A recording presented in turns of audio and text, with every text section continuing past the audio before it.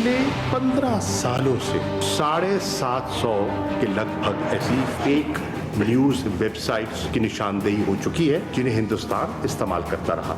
इस disinformation operation का objective India के बारे में परसेप्शंस को मजबूत करना और पाकिस्तान को मिलाइन करना इंटरनेशनली। इंडियन क्रॉनिकल्स की रिपोर्ट ने भारतीय प्रोपेगेंडे के जाल से पर्दा उठा दिया। भारत 15 साल से झूठ के जरिए पाकिस्तान के तशख़्ख़ुस को मुतासिर कर रहा था। पाकिस्तान कई सालों से भारत की इस हाइब्रिड वॉर का मुकाबला कर रहा है। वज़ीर ख़ारजा शाह महमूद कुरैशी की न्यूज़ कॉन्फ्रेंस, कहा बैनुल अक़वामी सतह पर भारत प्रोपेगेंडे के जरिए अपनी नाकामियां छुपा रहा था।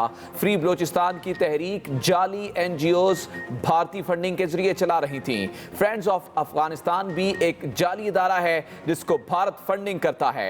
वज़ीर ख़ारजा ने यूरोपीय यूनियन से भारतीय मुहिम का नोटिस लेते हुए तहकीकात का मुतालबा कर दिया। जितने भी फेक एक्टिविटीज के सर्वर जो हैं वो यूरोप में नहीं हिंदुस्तान में बेस्ड थे और ये रॉ नेटवर्क का हिस्सा थे। इन्होंने यूरोपियन यूनियन के पार्लियामेंटेरियंस को लॉबी किया, पाकिस्तान के खिलाफ उकसाया। जो नौजवान अपना अभी करियर शुरू कर रहे हैं उनसे आर्टिकल्स लिखवाए, अक़वाम मुत्तहिदा का सिस्टम इस्तेमाल करके उनको भी जलील किया और पाकिस्तान के खिलाफ मुहिम चलाई। भारत ने जालसाजी से यूरोपीय यूनियन के पार्लियामेंटेरियंस को पाकिस्तान के खिलाफ उकसाया। भारत ने पाकिस्तान को निशाना बनाने के लिए जाली थिंक टैंक से आर्टिकल लिखवाए। मुआवने खुसूसी बराए कौमी सलामती मोईद यूसुफ की न्यूज़ कॉन्फ्रेंस, कहा पाकिस्तान मुखालिफ प्रोपेगेंडा करने वाली जाली वेबसाइट्स के सर्वर भारत में हैं। पहले से बनी हुई NGOs को इस्तेमाल करके पाकिस्तान के खिलाफ प्रोपेगेंडा किया गया। फौत शुदगान के नाम पर अकाउंट्स चलाकर पैगामात भेजे जा रहे हैं। पाकिस्तान ने दुनिया को भारत की इन हरकत से आगाह किया मगर कोई नतीजा नहीं निकला। भारत पाकिस्तान के खिलाफ जो कर रहा है अब पूरी दुनिया के सामने आ चुका है।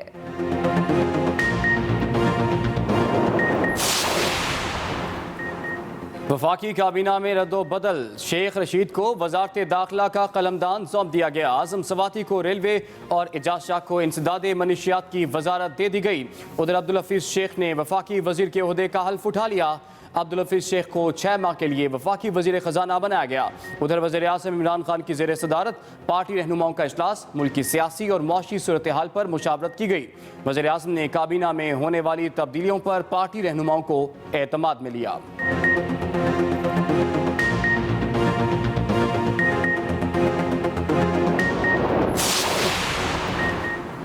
नून लीग के 25 मेंबरान कौमी और सूबाई असम्बली का वज़ीर आला पंजाब से राब्ते में होने का इंकशाफ। ज़राए के मुताबिक गुज़श्ता 2 हफ्तों में 10 लीगी मेंबरान असम्बली ने उस्मान बुज़दार से मुलाकात की। मुलाकातों में नून लीगी मेंबरान असम्बली ने पार्टी क़यादत के बयानिए की मुखालफत की।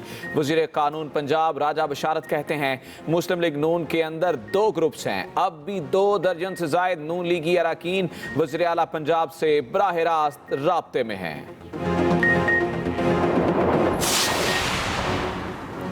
सूबाई इंटेलिजेंस कमेटी का लाहौर में जलसे की इजाज़त न देने का फैसला। इजलास में फैसला किया गया कि जलसा करने पर PDM के तमाम रहनुमाओं के खिलाफ मुकदमात होंगे। मीनार पाकिस्तान को जाने वाले रास्ते बंद नहीं किए जाएंगे।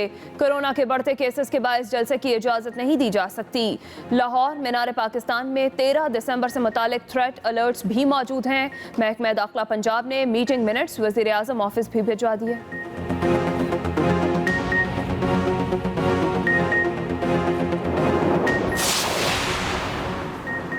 मुस्लिम लीग नून की एक और रैली पर कारकुनों के खिलाफ मुकदमात की कतार लग गई। रायबंड पुलिस ने रैली निकालने पर 16 मालूम और 200 से ज़ायद नामालूम अफराद के खिलाफ मुकदमा दर्ज कर लिया।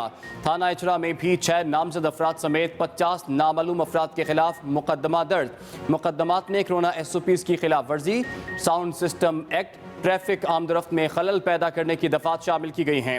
रैली के दौरान मरियम नवाज के लिए जिस दुकान से खाना मंगवाया गया उसके खिलाफ भी मुकदमा दर्ज कर लिया गया।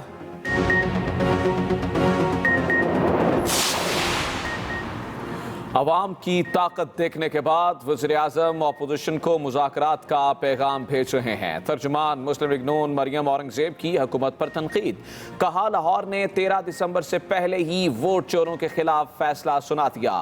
فردوس عاشق اخوان نے 13 دسمبر سے پہلے سرپرائز دینے کا کہا تھا، انہوں نے ڈی جے بٹ کو گرفتار کر کے اپنی نااہلی کا ثبوت دے دیا۔ عمران خان صاحب فیصلہ کر لیں، آپ کا مقابلہ شریف فیملی اور پی ڈی ایم سے ہے یا ڈی جے بٹ سے۔ مریم نواز نے جس ہوٹل سے کھانا کھایا اس کے مالک کے خلاف بھی پرچہ کاٹ دیا گیا۔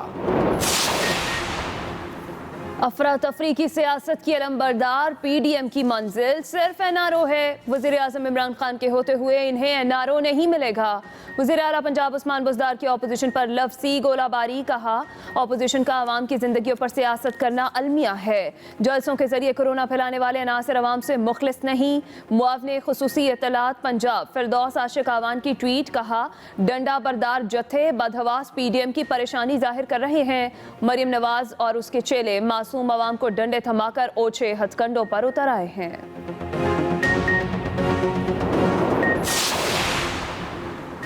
سزا یافتہ مجرم کے کہنے پر استعفے اسپیکر کی بجائے ریجیکٹڈ مولانا کے پاس جمع کرنا جعلی استعفوں کی دلیل ہے۔ معاون خصوصی شہباز گل کا ٹویٹ، کہا ڈرامے بازیوں سے کام نہیں چلنے والا، نئے پاکستان میں کرپشن کے ناصوروں کے لیے کوئی جگہ نہیں۔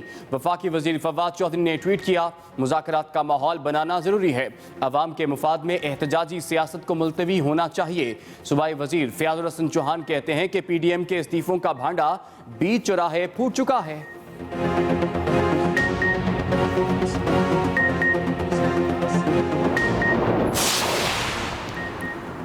حکومت مخالف تحریک میں پیپلز پارٹی کا بڑا فیصلہ، پیپلز پارٹی نے سندھ اسمبلی میں اپنے اراکین کو استعفے جمع کرانے کی ہدایت کر دی۔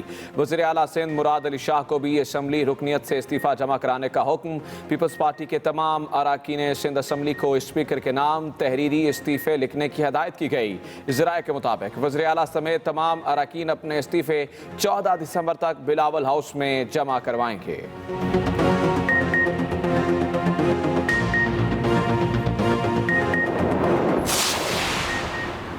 چیئرمین پیپلز پارٹی بلاول بھٹو کی جاتی عمرہ آمد، نائب صدر نون لیگ مریم نواز سے ملاقات، دادی کے انتقال پر تعزیت کی۔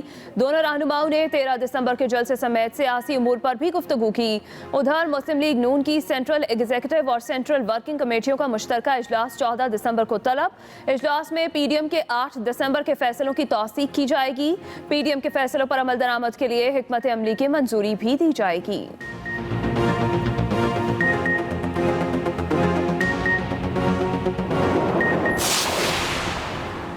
کورونا کی دوسری لہر تباہی مچانے لگی، وبا نے ایک دن میں مزید 50 افراد کی جان لے لی، اموات کی تعداد 8653 ہو گئی۔ این سی او سی کے مطابق 24 گھنٹوں میں 3047 نئے کیسز رپورٹ ہوئے، ملک میں فعال کیسز کی تعداد 44,582 ہو گئی۔ وزیر اعلیٰ سندھ کے مشیر اعجاز علی شاہ اور نامزد chairman F P S C Maroof Afzal corona سے انتقال کر گئے۔ کراچی میں گزشتہ 24 گھنٹوں کے دوران 3 سینئر ڈاکٹرز کورونا کے باعث انتقال کر گئے۔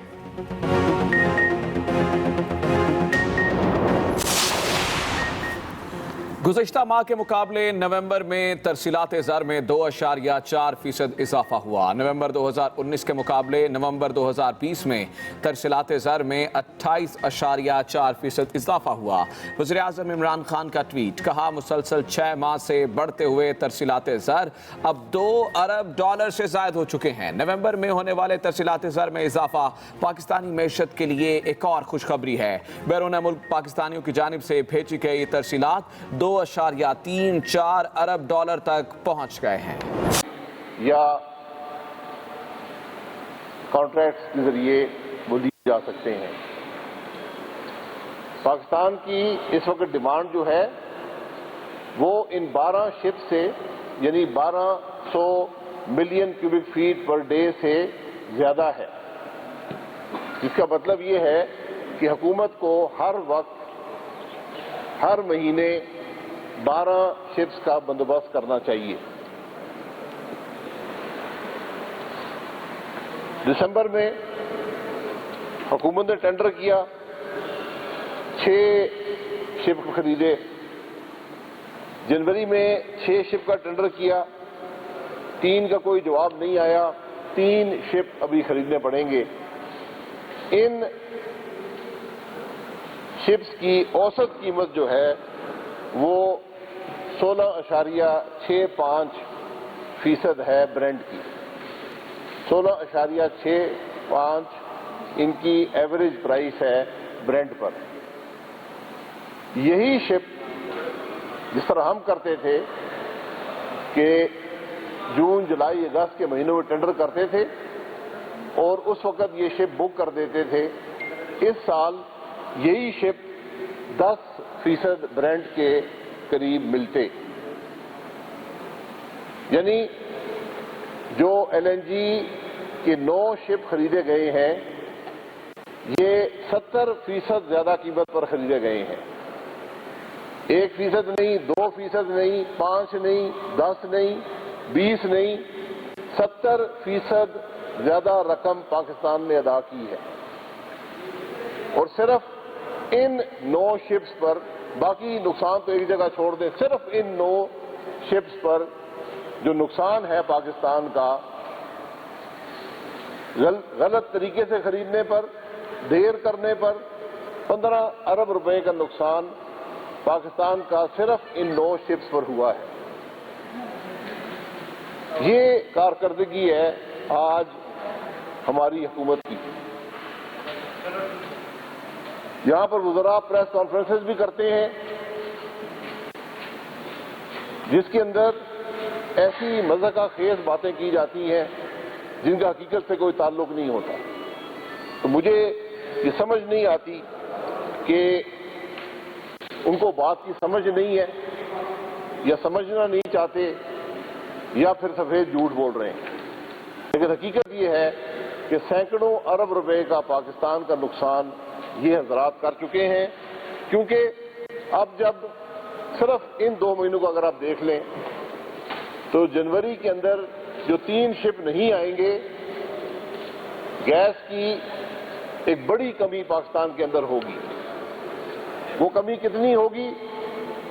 वो कमी तकरीबन जो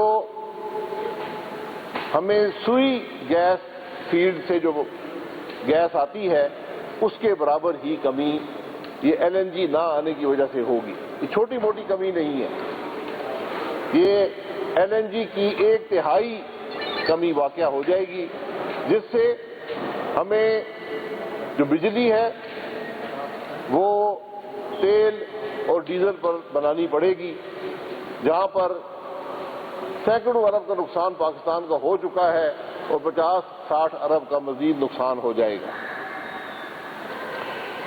और मजे की बात यह है कि जो जनवरी के शिप्स हमने खरीदने हैं,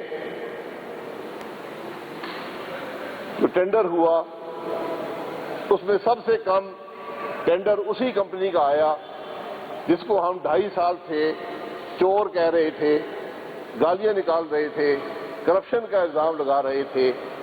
आज हम उसी कंपनी से अपना मुल्क चलाने के लिए जो दुनिया की सबसे एलएनजी की, उससे हम 3 शिप हासिल करेंगे और जो पाकिस्तान मुस्लिम लीग नून का कॉन्ट्रैक्ट था उससे तो 30% ज्यादा पे वो शिप हासिल किए जाएंगे।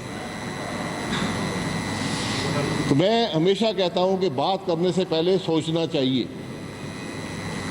हमने एक मुल्क जिसने हमारी मदद की, जिसने दुनिया का सबसे सस्ता लॉन्ग टर्म एलएनजी कॉन्ट्रैक्ट जो दुनिया ढूंढती है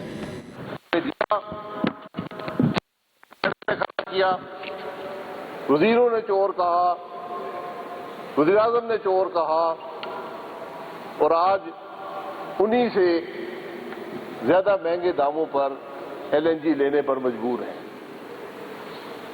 तो मेरी गुजारिश ये है कि इस मुल्क पर को रहम करें, कोई प्लानिंग कर लिया करें, माजी को देख लिया हुकूमतें क्या करती थी, और अगर बात समझ नहीं आती तो मैंने 2 साल पहले भी ऑफर की थी, कई दफा कर चुका हूं کہ تعلیم بالغہ کا کورس میں کرا دوں گا، 1 گھنٹہ لگے گا، 1 گھنٹے سے 1 منٹ زیادہ نہیں ہوگا۔ بات بڑی سیدھی ہے، آپ کو ہر مہینے 12 شپ چاہیے LNG کے، اتنی بات ہے، اور ان کو جتنا جلدی خریدیں گے اتنی آپ کو قیمت کم آئے گی، جتنی جلدی ٹینڈر کا فیصلہ کریں گے قیمت کم آئے گی۔ یہ ممکن نہیں ہے کہ آپ دسمبر کے پہلے ہفتے میں ٹینڈر کھولیں اور دسمبر کے تیسرے ہفتے میں فیصلہ کریں اور آپ کو جنوری میں LNG مل جائے، یہ ممکن نہیں ہے۔ اگر ملا بھی تو انہی قیمتوں پر ملے گا جو اس دفعہ ٹینڈر میں آئے ہیں، جس میں اسی ملک نے ہماری جان بچائی، ورنہ جو دوسرے ٹینڈر آئے وہ 33% تک ٹینڈر آئے، یعنی اس قیمت سے دگنے ٹینڈر وہاں پر آئے تھے، تو قطر نے ہماری مدد کی اور کم مارکیٹ سے کم قیمت پر ہمیں یہ 3 شپ وہ دے رہے ہیں۔ تو ان باتوں کا ذرا احساس اور خیال ہونا چاہیے۔ یہ جو مقدمے آپ روز بناتے ہیں، یہی اس کے اثرات ہیں، اور میں نے پہلے بھی کہا تھا کہ ہم پر جو مقدمہ ہے عدالت میں LNG کے ٹرمینل کا، میری وزارت پیٹرولیم سے گزارش ہے کہ میں نے 2 ہفتے پہلے کہا تھا، کوئی جواب نہیں آیا، کہ یہ بتا